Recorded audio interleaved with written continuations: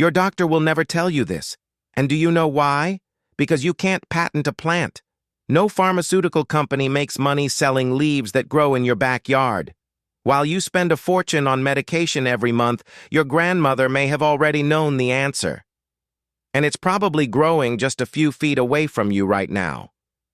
I'm going to show you exactly what the pharmaceutical industry would rather you never discover about natural blood sugar control. And before you think this is just another empty promise, I'm going to explain the exact biochemical mechanisms behind it. Stay with me until the end because this could completely change your relationship with diabetes. Let me ask you a question. Have you ever stopped to think about why your body stopped responding to its own insulin? Everyone talks about lowering blood sugar, but nobody talks about the root cause. Type 2. Diabetes is not a lack of insulin. Your pancreas is still producing it. The problem is that your cells have become deaf to it. They no longer respond to insulin's signal. It's like shouting at someone wearing headphones at full volume. And do you know what happens next? Your pancreas shouts louder, producing even more insulin until it eventually becomes exhausted. That's when you become dependent on external medication.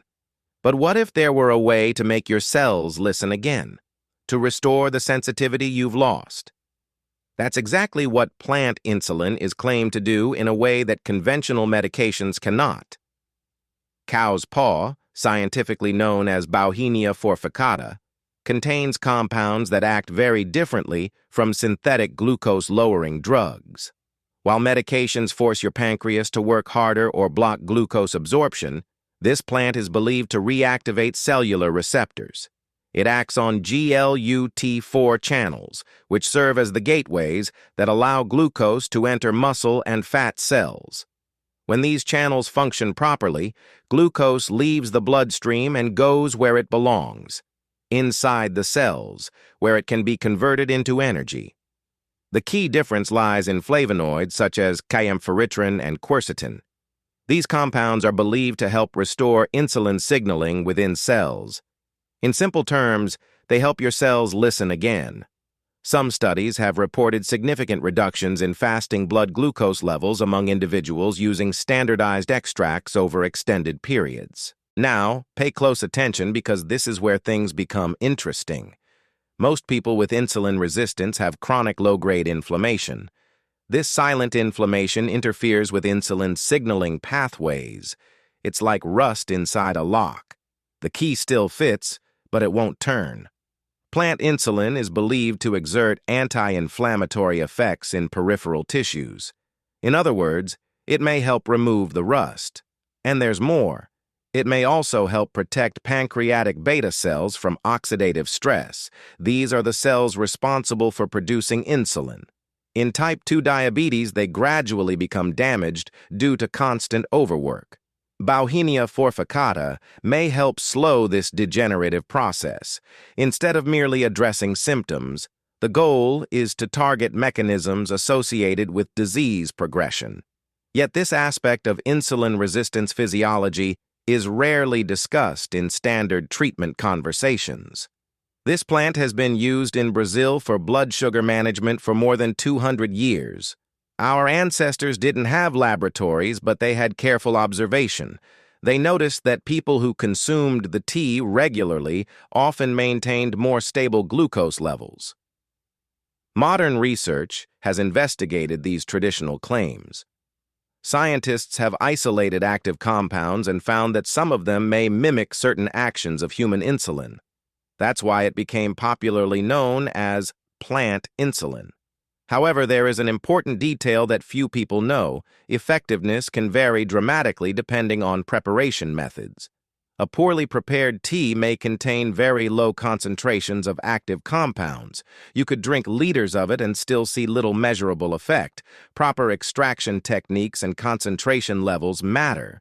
This is one reason why some people try it and conclude it doesn't work.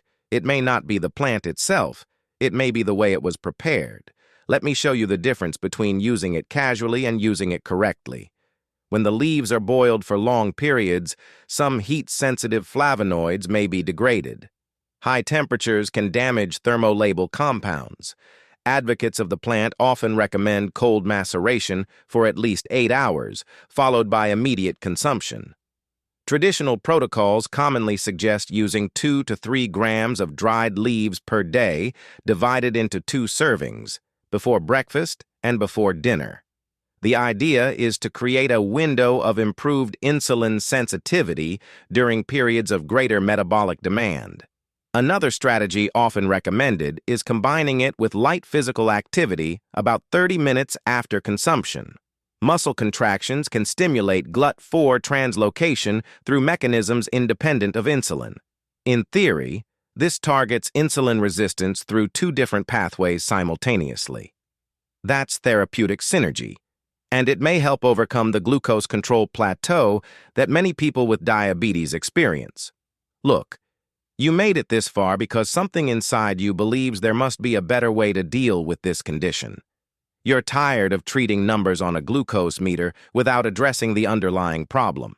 And that's understandable. But information is power. Understanding insulin sensitivity, inflammation, oxidative stress, nutrition, physical activity, and the potential role of medicinal plants can help you make more informed decisions about your health. The key is to combine knowledge with proper medical guidance and evidence-based care.